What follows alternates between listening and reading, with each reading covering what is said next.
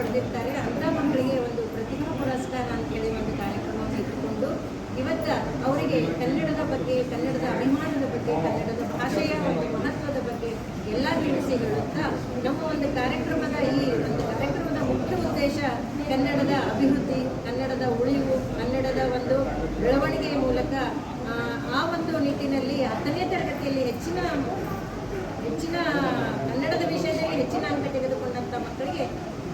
ಸನ್ಮಾನ ಕಾರ್ಯಕ್ರಮವನ್ನು ಇಟ್ಟುಕೊಂಡಿದ್ದೇವೆ. ಈ ಒಂದು ಪ್ರತಿಭೆಯನ್ನು ಗುರುತಿಸಿ ಕನ್ನಡ ಸಾಹಿತ್ಯ ಜಿಲ್ಲಾಗಲಿ, ಈ ಒಂದು ಕನ್ನಡ ತಾಲೂಕು ಸಾಹಿತ್ಯ ಸರ್ಕಾರ ಒಂದು ಅಧೀನ